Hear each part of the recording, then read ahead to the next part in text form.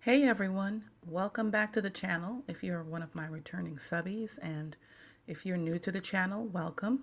My name is Michelle, and we're going to be doing a Bible journaling entry today. And as you can see, I have an Ella Royds principle in front of me, and it says Yahweh Rapha, or as I like to say it, Jehovah Rapha, the Lord that heals. And if it's any indication, you'll know where we're going with this because my description does say my testimony and Bible journaling. So, going to be transparent about some things today and give a bit of, I'm going to say, I call it a testimony, but I will tell you this. My story is not over. So, I'm using this principle, and I had this principle for a little while, and I was like, I think when I initially got it, I just saw Yahweh Rapha. And I was like, oh, it's pretty. I love the florals.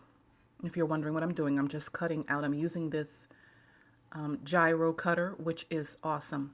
And I'm just cutting around the image. And what it does, it just helps the image to just lift like a sticker. So I printed this on clear sticker paper. And let me just get these things out of the way, and then I'll go back to telling you the story. So I printed this on clear sticker paper. So even though I'm going as close as possible to the images, it still won't show because it's clear paper. And you'll see me make some goofs when I try to lay down that big Yahweh Rapha. It falls on the page in a place that it shouldn't fall, and I end up tearing the page a little bit, but I fix it. Nothing is above being fixed. You can fix any mistake. So I fix it. And I don't want to talk too much about what goes on the page. I'm going to put a tip in, and I'm going to include a little tag, and you'll see what I do with the tag as far as putting diagnosis date. There is a date where you can put date you receive your healing and your miracle. And there's a bookmark that I'll make and all that cute stuff. So you'll see how the page comes together. So back to the story. Yeah, so I had this principle, and like I said, I probably just looked at it and saw florals and said, oh, it's pretty. And then when I really took a good look at it, I'm like, okay, my miracle, date of diagnosis. I'm like, I'm not doing this. I may do it in private, but I'm not going to do it as an entry on the channel. But then the Lord was like, no, your story's not over, and it may help someone. How? I don't know. But you get to learn a little bit about me. You get to hear a little bit about my story.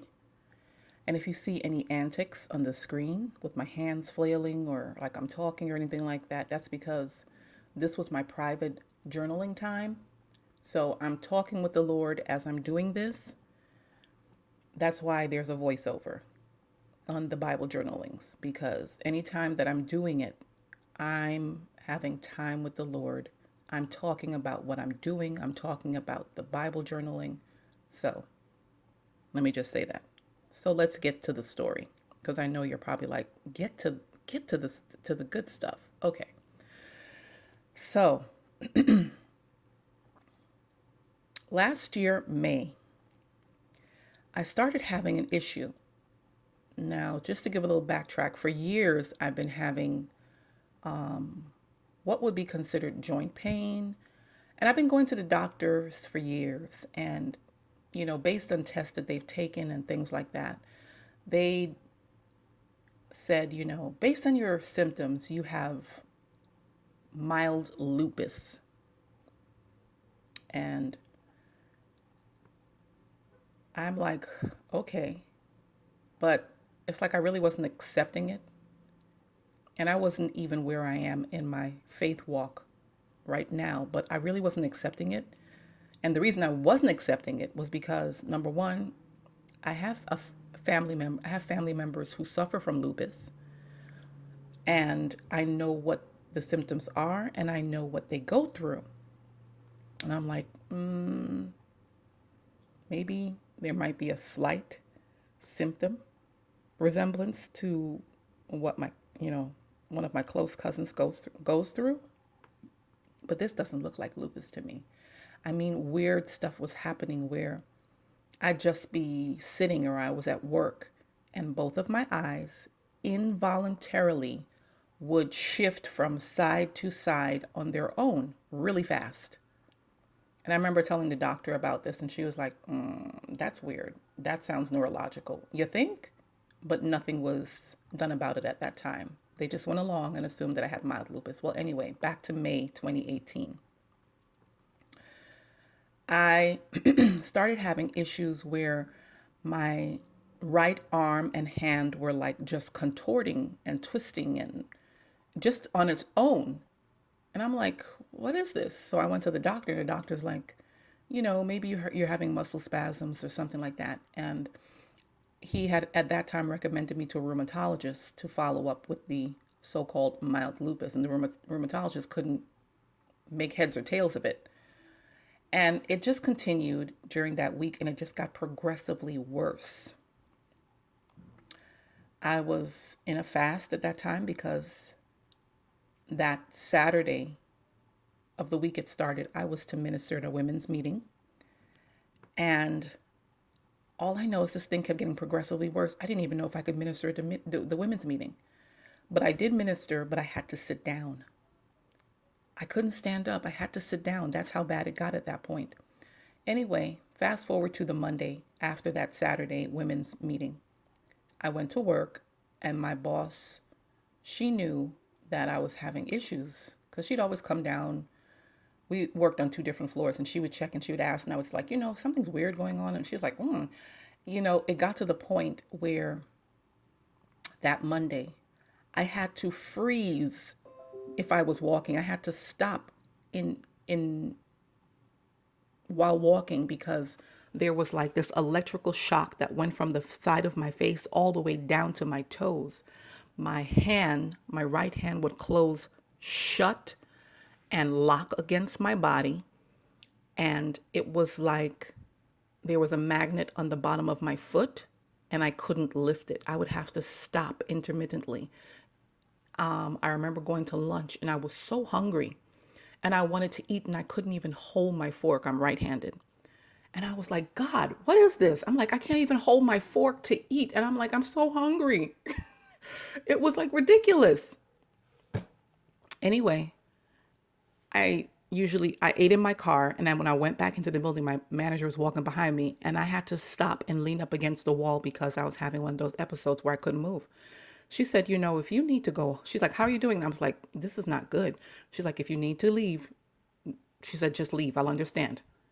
So I went back to my desk, and at this point I had went to urgent care. I had, went to my own primary, and they like, look, you need to have an MRI or something done at the urgent care place. So I was like, you know what? I'm going to go to the ER. And I drove myself home in that condition, and home was not close. I had a friend on the phone talking to her while I was driving, just in case of anything. I don't know how that would have helped, but my right side was just incapacitated intermittently at that time, but I still drove home. Made it home, and I just wanted to get home and leave my vehicle there. I don't know what I was thinking. I was just like, look, if anything, I don't want to have my vehicle. I don't know what I was thinking. But anyway, I left my vehicle home. My son called me an Uber and I went to the hospital. I went to the hospital and I waited a long time.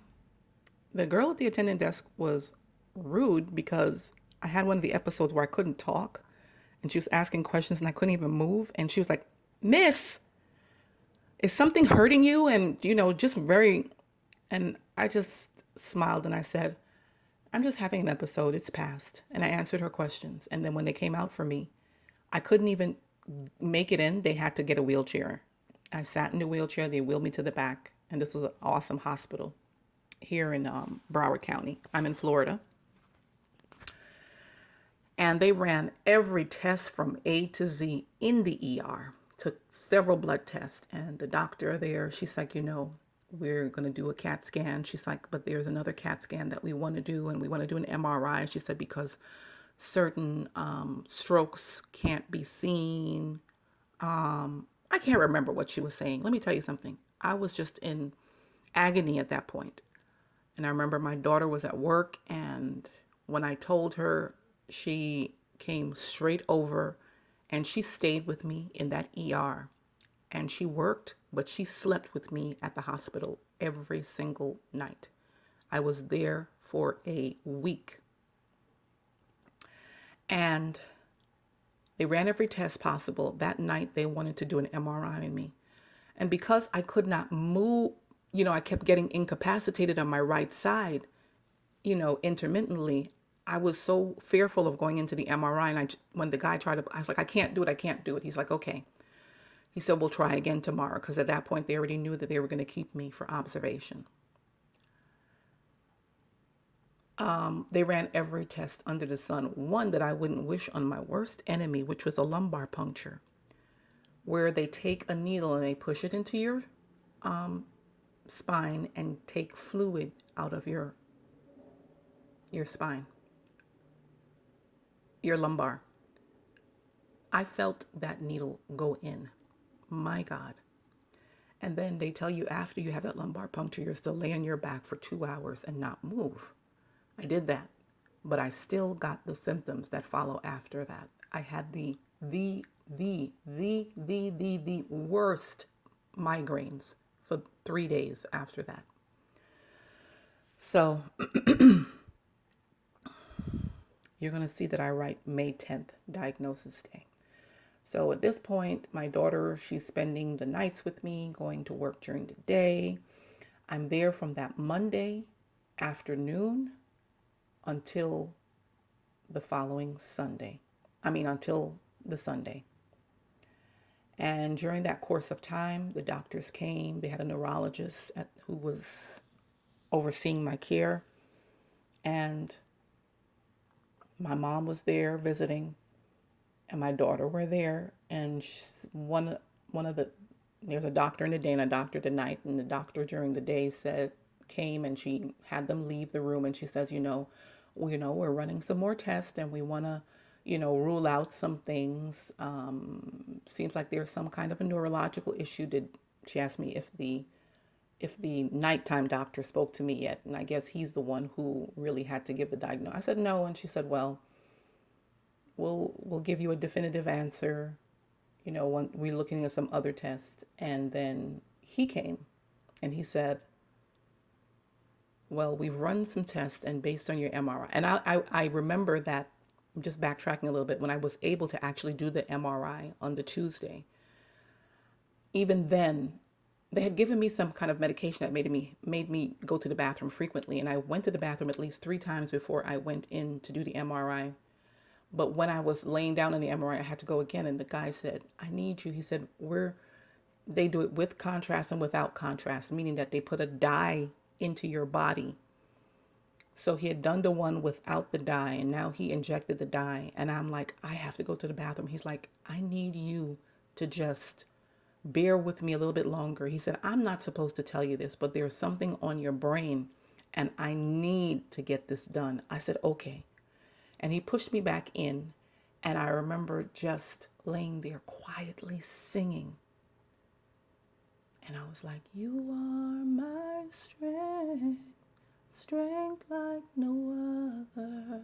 And I was just singing quietly. I'm like, God, just let me get through this, because I was in that MRI machine for about an hour and a half.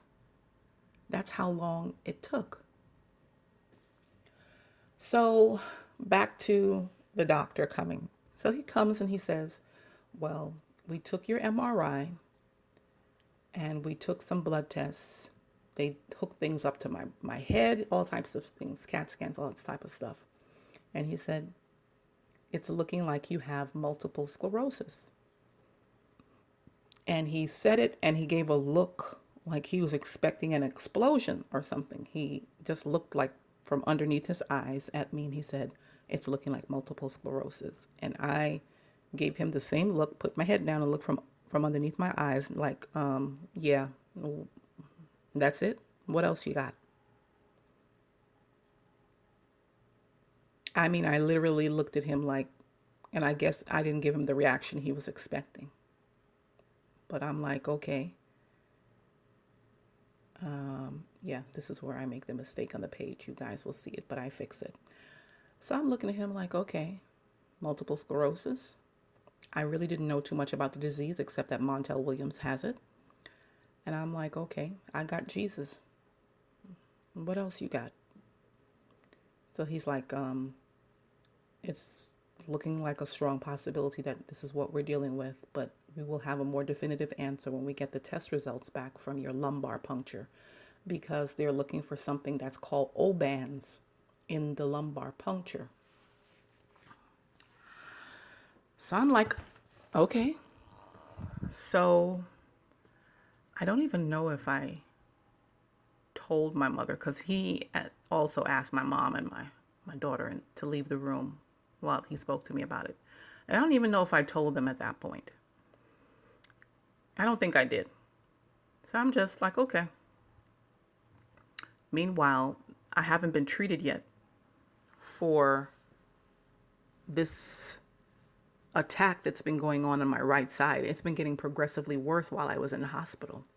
They needed to wait and know exactly before they can give me the treatment. So I was there from Monday until Sunday. And it wasn't until like the Wednesday afternoon or the Thursday morning that they started to give me the treatment, which was strong steroids through the IV. And I don't know if anybody's ever had that, but I hate having that treatment because you literally taste the steroid in your mouth. It's a taste that stays there even days after you've finished having the treatment. The taste remains in your mouth. Not only that, but steroids make you put on weight. Everybody knows that. And at that point in time last year, I had lost 45 pounds. Just averaging, it was about 45 pounds I had lost. And to date, I have gained it all back. Really not fun. And you'll see why. So they started that treatment, and that's when I started to get better. I remember the episodes were so bad that I tried to get off the bed for one of the attendants to change my sheets, and I had to just freeze. And I thank God for the nurses and all the workers that were taking care of me, because this particular one held me and she prayed. My God, this woman prayed. I said, God sends who you need. And I just sat there on the edge of the bed and I cried, and she prayed for me. I couldn't move. I was totally incapacitated and I had to wait for this thing to pass. But her prayer meant so much to me at that time.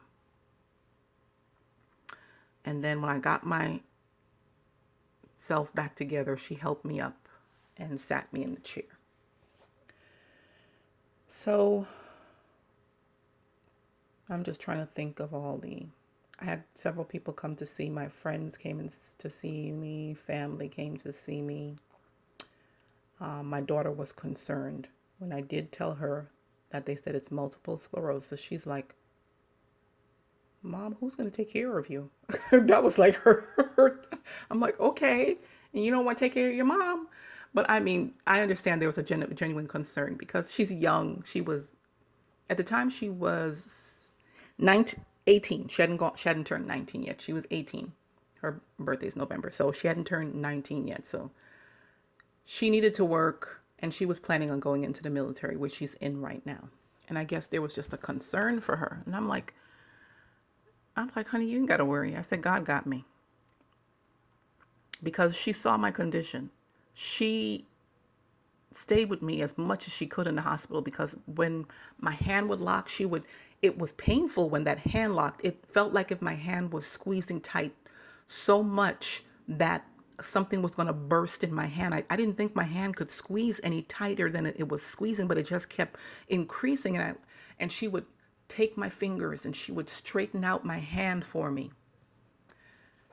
Just remembering this, I'm trying not to cry while giving this testimony. I only broke down that one time when I was trying to get off the bed. But I prayed. I prayed like prayer was going out of style, as my sister would term it. I prayed and prayed and prayed. The nurses would come in and I'd be praying and they'd be like praying with me and they'd be like, and they were just like in amazement. And I'm like, we're not giving in to this. But they let me out the Sunday. My cousin came to pick me up. They had moved me from the floor that I was on, which was the observation floor. And when they saw that, I was responding to the steroid treatment, they moved me to another floor. And by that time, it was time for me to be discharged. And my cousin brought me home. And just to interject here, multiple sclerosis I knew nothing about. Like I said, I only knew that Montel Williams has it. But what it is that it's inflammation that affects the nerves in your brain.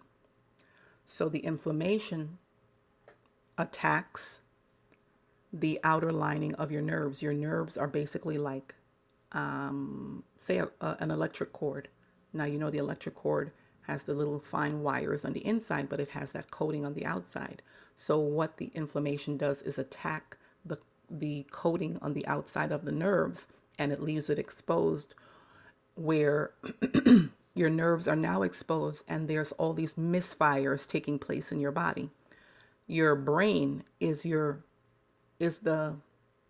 central hub. It commands everything that takes place in your body. It commands how your hands move, your feet move, your eyes move, everything. So if something is going wrong in the nerves, then it affects the way something in your body moves or responds. So that's what was happening on my right side.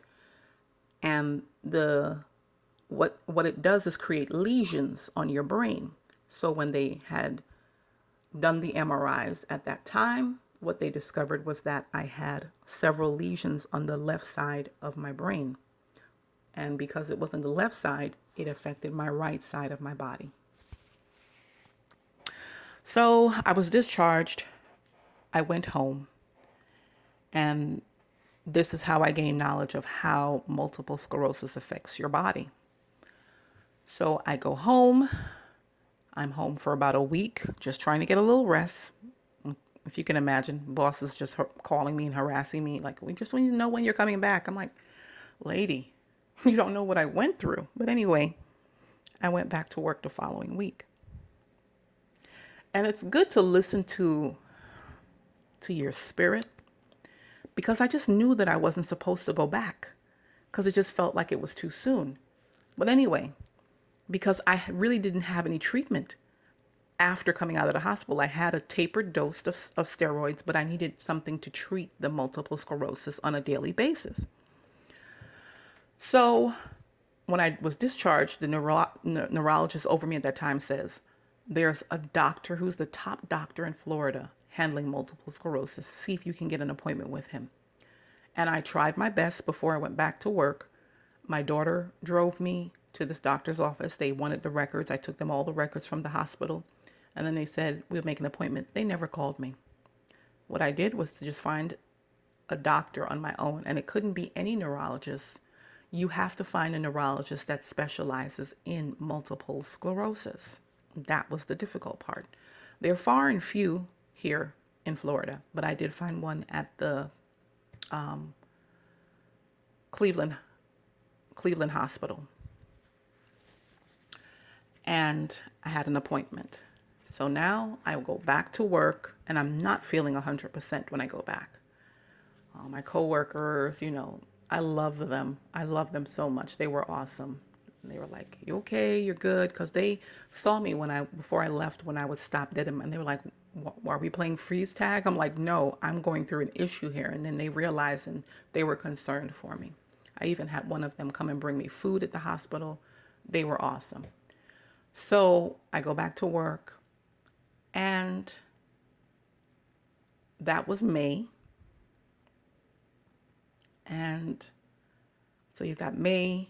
I follow up with a neurologist, but before she can, give me any medication, she says that she's given me two options of medication, one which is an injection 3 times a week, the other one which is a pill, but the pill has the potential to cause something called PNL, which is a brain disease, which means you'd have to get tested every 3 weeks I'm like, this is just a little too much. Let me just try the injection first. But it was a wait before I went back to her to get this. So I went to her, I think it was June sometime in June, like towards the end of June. She did all of her tests and she told me to think about which one I wanted to take by the time I went back to her, which wasn't going to be until August. I hope I'm getting all of this right. No, it was June. Yeah, it was June I went to her. And then there were some tests that she wanted me to take before I went back. She wanted me to take a lumbar MRI because lesions can affect your brain. But they were saying that they were seeing lesions on my cervical spine. And there's several stages of multiple sclerosis. There's relapsing remitting, which means it comes and it goes, but you have very far episodes in between each other. And then there's progressive and primary progressive, which means that the disease is progressing faster and faster, if that makes sense. I advise you, look up this stuff. I had to look it up. I don't know if I'm getting this right, but I'm just telling you from what I remember. So she wanted to see what stage. She was assuming at the time that it was relapsing remitting. So she wanted me to take a MRI of my thoracic spine to see if there were any lesions there. And at the time, there weren't any on my thoracic at that time.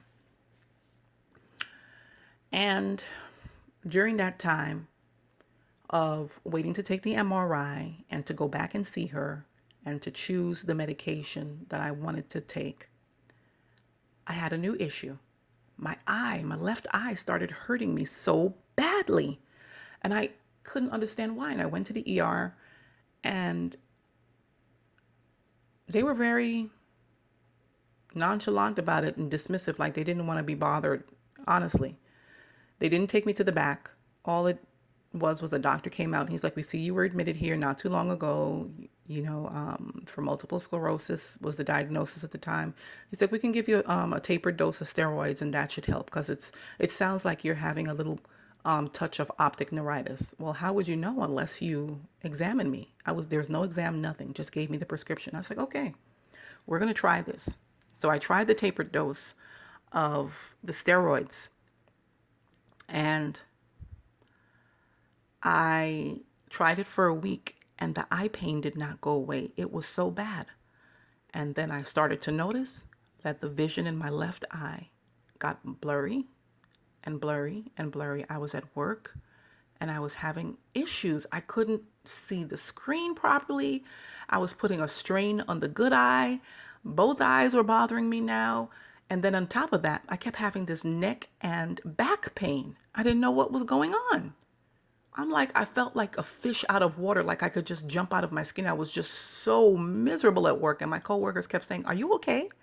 Because they're seeing me with my face to the monitor, trying to do the work. And then the other issue I was having is that I've been a legal secretary before I was a paralegal. And my typing speed is 55 words a minute. Not a big thing, but I'm a good typist, just to show you. But my fingers were like having a mind of their own. I was hitting keystrokes that I wasn't supposed to hit. And then I noticed that I had noticed this months before, but I noticed it was getting worse where I couldn't concentrate and I would sit at work and I had a repetitive thing that I would do each and every day. Because at this point in time, I wasn't actually doing paralegal work. I was doing work where I was just doing scheduling for depositions and hearings. And it was just a repetitive act every day, but I couldn't do it. I would sit there and I'm like, what am I supposed to do next? I was having cognitive issues. And I was like, what is going on, Lord?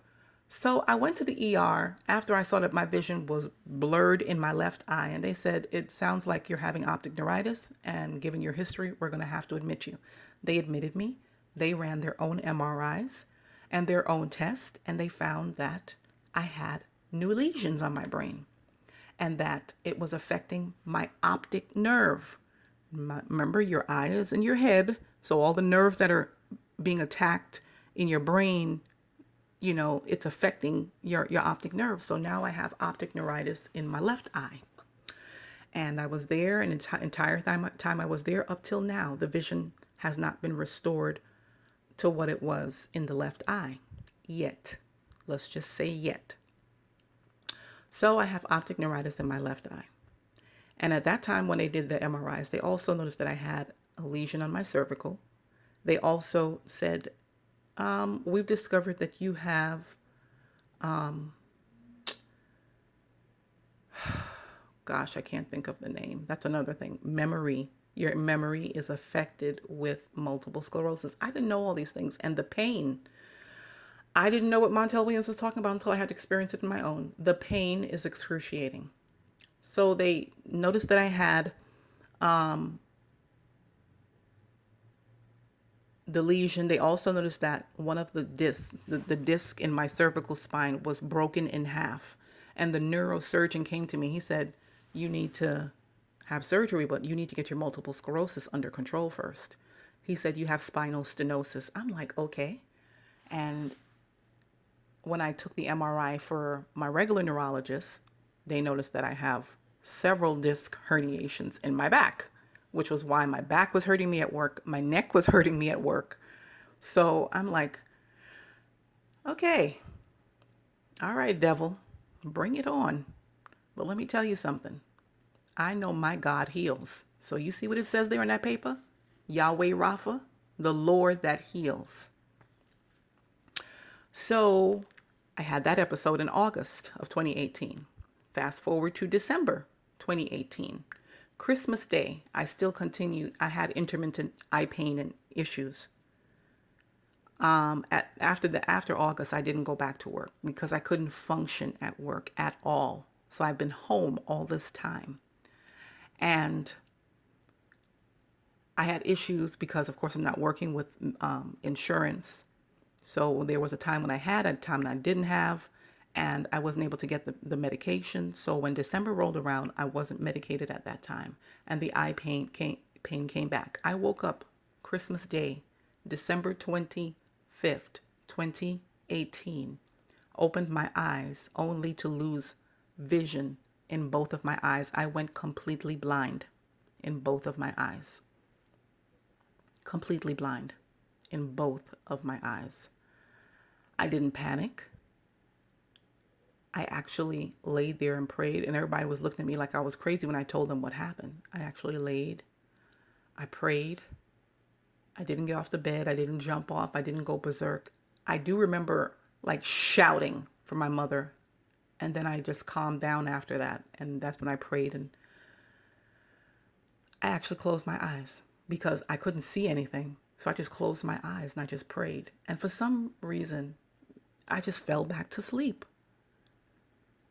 Just for a little bit, but I opened my eyes back up. I jumped up, I opened my eyes back up, and my vision had been restored. Now I knew this was serious. I didn't want it to come back. And I've heard, because I've been researching, I've heard people who said they've experienced that temporary blindness with multiple sclerosis. And for some people, it's remained in one of the eyes. And I'm like, you know what? I've already got my vision blurred in my left eye. I went to the hospital. Again, they kept me. They ran their test. They treated me again, steroid treatment, just as they did in May and in August. Hence, all the weight coming back. I followed up with my regular neurologist. She sent me for an eye test, which shows that there was extreme latency in my left eye. And I also had more MRIs at that time, which showed that I had new and multiple lesions now on the right side of my brain. So at this point, it's just like progressing and progressing. I was hospitalized again this past April. Before I went to my daughter's basic training graduation, I was hospitalized again. And I have not been hospitalized since, thank God. But I say all of this to say that my story is not complete. Now, you're probably saying, I wrote on that little sticker there the date of diagnosis. And probably saying, well, if you have faith, why don't you just put down, date of healing? I can't put it down. I want it to be manifested in my body. It has to be manifested. I claim my healing. I declare, as the word of God says, it says, by the stripes of Jesus, we were healed. So I am healed. So I don't care what it looks like. I don't care what new diagnosis they try to give or what they try to tell me. I don't care. I claim my healing by the blood of Jesus that was already shed. So I'm writing it there, but the day that the manifestation takes place in my body, I can come back to this Bible journaling and write the date that I received my miracle. And I have a new neurologist, and it's when you have multiple sclerosis, you have to take MRIs like every 3 months. And I haven't been doing that because I've just been trying to find a new neurologist because I have new insurance. So I'm actually going to take one of my MRIs tomorrow as we speak. So that is a bit of my testimony. Like I said, I didn't know what multiple sclerosis was, and I didn't know the ways that it could affect you until I started actually looking it up. And the thing about multiple sclerosis is that people will look at you, and I don't care how much makeup I put on, how I fix my hair, and how nicely I'm dressed. They'll say, oh, you look good, and they'll look at the outside, your outside appearance, your outward appearance, and say you look good, but they don't understand what's going on the inside. So yeah, I may look good on the outside, but you don't know the things that I go through. There are days when I can barely move. More days than I'd like during the week where I can barely move. It takes me time to get out of the bed. Oh, and I developed drop foot about a month ago. I still have residual symptoms from my first attack, which means I have weakness in my right arm. Sometimes my hand will close shut. Because of the optic neuritis in my eye, my left eye tends to travel either to the left or to the right, and the right eye does it too, because the right eye has been affected slightly from the time when I experienced the complete blindness. So my right eye has a slight blurring, but it's the better eye. It's not as bad as the left eye. So, and sometimes they'll both shift from side to side. When the doctor tries to do that follow the finger test, my left eye goes crazy and just shifts real fast. Most times I have to close down my left eye and look or read at things. So when I do these videos, a lot of times I'll put on like the strongest readers, and I'll also have magnifying glasses with me. Sometimes my hands shake. Like I said, when I was typing, sometimes I'll try to type something and my fingers will have a mind of its own. My neurologist noticed that when she told me to extend my hand one day. She's like, did you see what your finger did? I'm like, yeah. And yeah, like I said, I developed drop foot. And what drop foot is that your nerves there's like some damaged nerves in like I think it's like your ankle it takes place. But when I walk, I basically have to lift with my whole leg for me to pick up my foot. I can only lift my foot towards my leg a certain distance, and I'm basically like dragging and lifting my foot when I walk. So I develop drop foot in my right leg. Heat. I love Florida. I moved here because I love it and I'm not leaving it. But unfortunately, the heat affects me. When I step outside, my vision gets more blurred. My symptoms act up where my hand has that spasm and contorting. My eye hurts. So the heat is not favorable for me, even a hot shower. So when my body temperature rises, my symptoms are affected. And I can go on and on, but I thank God in the midst of all of this because He keeps me, because it could be so much worse, because there are people with multiple sclerosis who are wheelchair bound. And I'm not wheelchair bound. Yeah, I have episodes. Like there was one last week, a week before last week. Well, no, sorry. It was a couple weeks ago where it was really bad. I mean, I have it from time to time, but this was a really bad episode where I was walking and if I was taking a sobriety test, I would fail just on looks alone because they'd be like, she's drunk. But no, it's not drunk. My balance was totally knocked off course. I could not balance. I couldn't stand and walk straight. So I'm dealing with drop foot and then I can't balance. My son had to push me up against the wall and hold me up.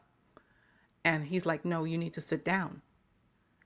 And he had to put me to sit because I was basically like about to just fall. And it's like where you're sitting in the chair and you're like just shaking and wobbling from side to side. So there's a shake and a wobble. I don't know how to say it. It's like really crazy. But I have that from time to time where, especially, and tired. When you have multiple sclerosis and you're tired, your symptoms are severely agitated. So you'll shake, I will shake. I'll shake. My balance will be off. My foot will drag more. And, all the other things can take place with the other symptoms, whichever one chooses to act up at that time.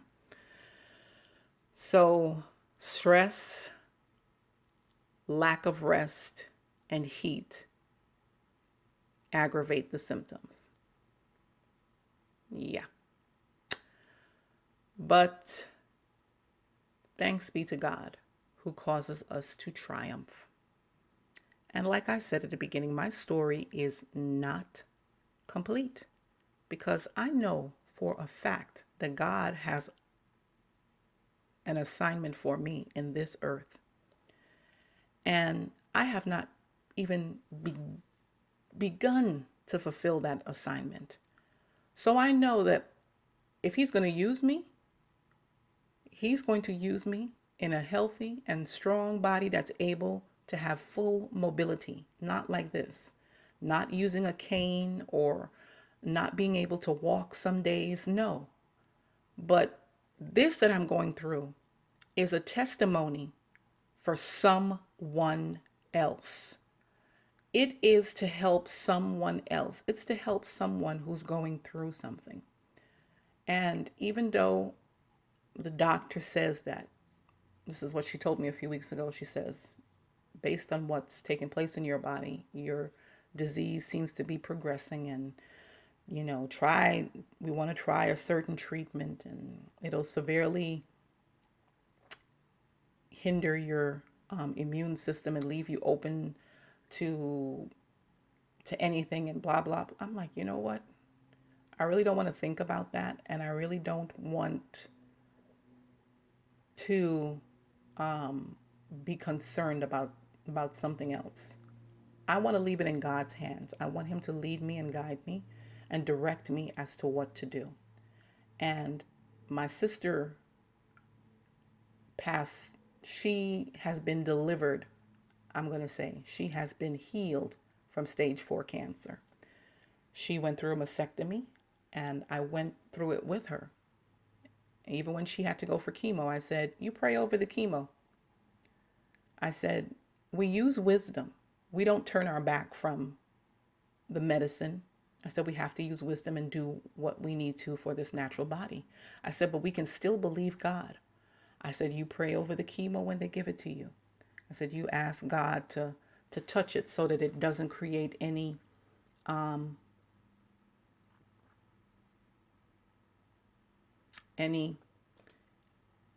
I'm sorry, I'm talking with the video, but the video decided to stop, so that it doesn't create any adverse side effects in your body. I said, pray over the medicine. I said, and she's a prayer warrior, so I know I wasn't telling her anything she didn't already know, but that was my way of strengthening her. And I have to do the same thing for me. So the treatment that my doctor's recommending for me is similar to chemo. It's something that's as strong as chemo. It's something that you have to get intravenously. And it takes almost, I would say, half a day or a little bit more to get it. But there are all these side effects that you're telling me that you could be susceptible to. But you know what? I'm going to defer to the wisdom of Almighty God. And I'm going to defer to what He tells me and leads me to do. And I'm going to do what I need to do for this natural body. But I'm not going to give up my hope and trust in Him, because He is still in the business of doing miracles. He is still in the business of healing. Nobody can tell me different, because I've seen time and time again His miracles, His signs, and His wonders. I've seen time and time again how He has healed people, my sister included, and many others in my family, my mother. I've seen Him do it. So my faith and my complete trust is in Jehovah Rapha, Yahweh Rapha, as it says on this paper. My story is not going to be complete until He calls me home. So until then, I will run my race and I will finish my course. And I'm going to do it enduring hardness as a good soldier, as the Bible says. And I'm going to believe for the manifestation of that healing in my body. I don't care what comes day to day. I know where my help comes from, and my help comes from the Lord. Because this video paused a little bit and I don't know where it's going to stop, I'm going to stop talking a little bit earlier and let it play out to the end. But I hope you enjoyed the Bible journaling that I did here on the page. I will post it on Instagram if you want to see pics. I even got a bookmark out of it, and I'm going to do a little bit of journaling. And thank you guys for listening to my testimony. Like I said, my story is written, it's not over, and neither is yours. Have faith, have hope, and full trust in God, because He's able to do exceedingly and abundantly and above all that we could even ask or think of Him. You guys be blessed.